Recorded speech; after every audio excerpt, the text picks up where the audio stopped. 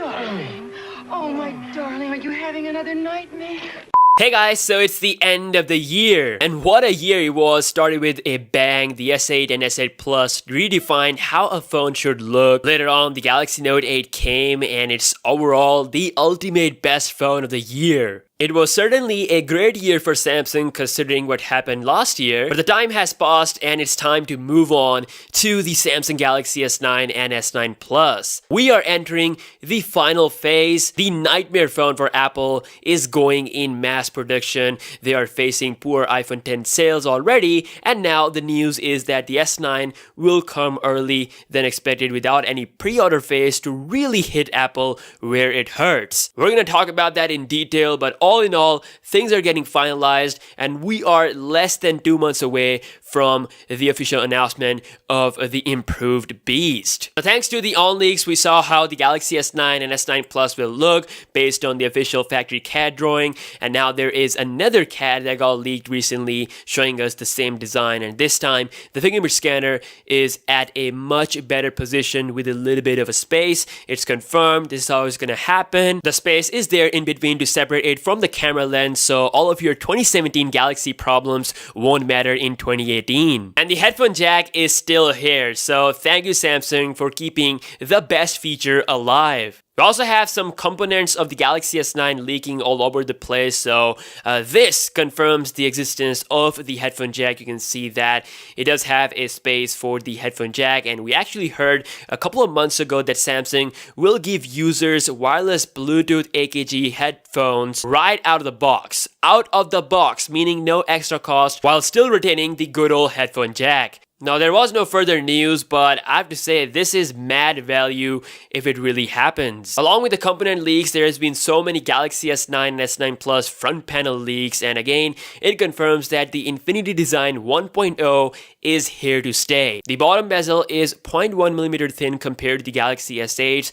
It's not going to be that noticeable. Ice Universe didn't say anything about the design change. I guess this is the final look of the Galaxy S9. The dual cameras are only coming with the Galaxy S9 Plus, so it's going to be the premium pricey model, while the Galaxy S9 is going to rock just one camera on the back. We know what a one camera sensor can do on a phone thanks to the Google's Pixel 2 phone, so I expect the same from Samsung to bring the best to both the S9 and S9 Plus, such as the portrait mode with both front and back cameras, while giving the bigger model the ability to optical zoom. The Snapdragon 845 processor is really powerful. We saw this benchmark leak last week, and correction, it is S9 Plus, not the Galaxy S9, so you can see the model number, and the RAM says 5GB, but it's actually going to be 6GB, so we've seen this in other benchmark leaks as well, so don't worry about it, it will be 6GB of RAM. You can see the Snapdragon 845 scores better in multi-core than Exynos 9810 variant of the S9 as of now, and just yesterday, another Snapdragon 845 score leaked, and it is for the Xperia XZ2 phone, Sony's next big thing. And just in comparison with the Galaxy S9, you can see both scores are pretty similar, although the S9 Plus does score more in the multi-core. But yeah, I mean, they are looking very similar, and I'm more interested in how it will perform in real life. I mean, that performance matters the most.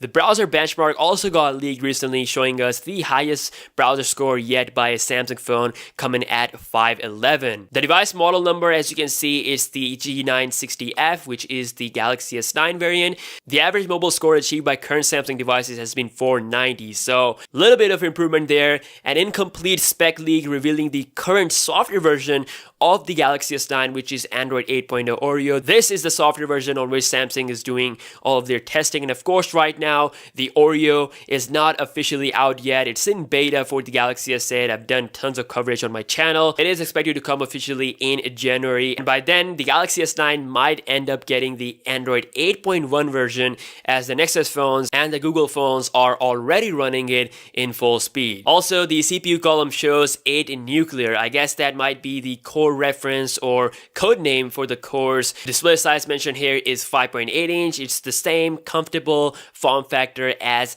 the Galaxy S8. I really like this size because it's big, and at the same time it's quite handy. Also, there is a heavy rumor that the Galaxy S9 and S9 Plus will have AKG tuned stereo speakers. We do have a changed speaker grill on the Galaxy S9 compared to the S8, so it feels kind of bigger and wider. That is a sign that sound will be seriously improved on the S9 and S9 Plus. The official cases for Galaxy S9 are now confirmed by a retailer. Sammle.com has reported that HyperKnit cover will be a new addition to Samsung's accessories lineup. The LED view, clear view, Alcantara and protective covers are the same that we have seen before. Now, because these cases are the same as the Galaxy S8 and S8 Plus, there is a chance that there won't be any new color option with the Galaxy S9. So it's going to be the same color options as their predecessors. Now, there are a lot of colors to choose from. We have gold, blue, orchid gray, black, but still a new color is much needed. So we might see a purple Galaxy S9 and S9 Plus color debuting for the first time. We heard the rumor like 2 or 3 weeks ago, but again, nothing further on that. So we have to wait for what's going to happen. And some more high-resolution case leaks. You can see the fingerprint scanner sits comfortably below the camera. Both the Galaxy S9 and S9 Plus model will have a space in between. A recent tweet by the one and only Ice Universe reveals some possible information on the Exynos 9810 processor. So it's the Exynos M3 architecture with possible support for Dynam-IQ, which is an ARM-based technology allowing multiple cores in a single fully integrated cluster for high performance. Now, thanks to Phone Arena, they have done an excellent job by compiling a comparison of the Galaxy S9 and S9 Plus dimension as provided by OnLeak. So first up, it is being compared to the last year's Galaxy S8. It's slightly smaller in height and slightly smaller in width as well. So on the back, the fingerprint scanner has gone below the camera. That's the only main visual change that you're going to see compared to the Galaxy S8. Same thing with the S9 Plus model. It's smaller in height, slightly smaller in width. And on the back, we have the dual camera plus fingerprint scanner, which is the main big visual change. And here are the benchmark gains, both in multi-core and single core. We are getting improvements, but mainly in multi-core. You can see near 2000 score gain in the multi-core score department. Moving on, the S9 Plus against the Galaxy Note 8, and we have a more rounded design. It's going to be a bit more comfortable to hold, slightly smaller in height and width, and on the back, the cameras have gone vertical compared to horizontal on the Galaxy Note 8. And here are the benchmark results. As you can see, the single core score is quite the same. I mean, a little bit improvements, but the main score improvement is in the multi-core department, 8,351 compared to 6,725. Next up, Galaxy S9 against the 90s VCR, and this is an insult. I mean, it's not even a comparison. Thank God Apple made the iPhone X. I mean, this is just so dead outdated. So S9 versus the iPhone X, and about the same width, but the Galaxy S9 has curved edges with almost no side bezel, so it looks bigger. And of course, the iPhone X does have 4mm bezel all around it. The iPhone X does have a smaller body in terms of height, so it might be a little bit more handy than Galaxy S9 with that notch in the middle. Looking at the benchmark scores, clearly the iPhone X it is untouchable. I mean, look at the single core score, 4,237. I think even the next year's processor might not be able to reach that level. And in terms of multi-core score, we have 10,360. It's the most powerful processor in terms of numbers on a smartphone right now. So still, Apple 11 is the Lightning McQueen of the phones, but you can definitely see that Android is catching up. We'll see how the real performance will go. The S9 Plus versus the Pixel 2 XL, you can see smaller in width, a little bit bigger in length, and all in all, much better bezel ratio. Of course, Pixel does have those front-firing speakers with those bezels, but overall the S9 Plus has that futuristic thing going on. Taking a look at the benchmark score, again, the same story. Main gains are here with the multi-core score. And lastly, S9 versus the S9 Plus, and you can see a much better size with the Galaxy S9, quite small in length and width. Obviously with S9 Plus, you get a huge screen, so it is more for hardcore semi fans who like it big. But yeah, both have their advantages, but you are indeed getting more features with the S9 Plus, which is why I'm personally more interested in the S9 Plus, since it will rock more cameras on the back, more RAM, and of course a bigger battery.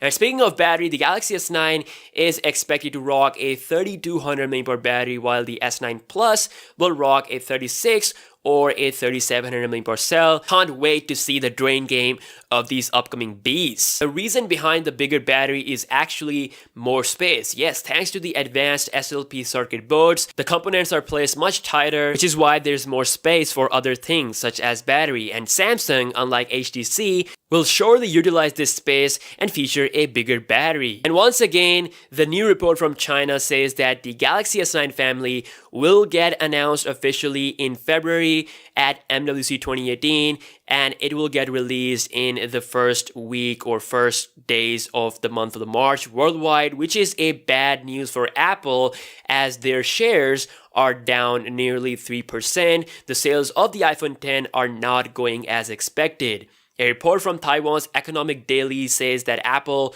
will cut forecast to 30 million units, which is down from 50 million units. And if true, it is going to be a big loss for Apple and those investors who are waiting for that super cycle of iPhone X sales. Galaxy S9 coming early will only make things worse for Apple. ET News says that Samsung has already placed orders for the parts of the Galaxy S9, with production going full scale in January, and this time there won't be a pre-order phase, meaning the Galaxy S9 will go on general sale in March in order to capitalize on this opportunity. And I talked about this months ago. iPhone X was really hard to get in the early days. It was virtually impossible to get it on the launch day. I barely got it myself. It was literally the last 256GB piece they had, and only recently they started getting a consistent supply of iPhone X. But now the time is almost up, because if Samsung launches the Galaxy S9 early, then Apple will roughly get about 6 weeks of iPhone X sales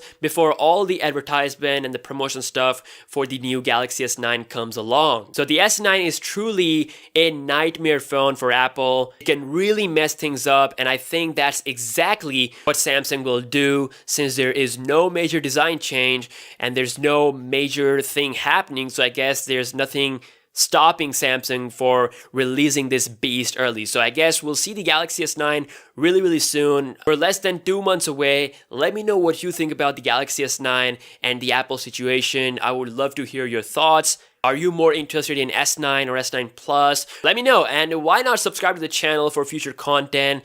I make videos every single day almost, and yeah, I will see you guys in the next one. Peace out.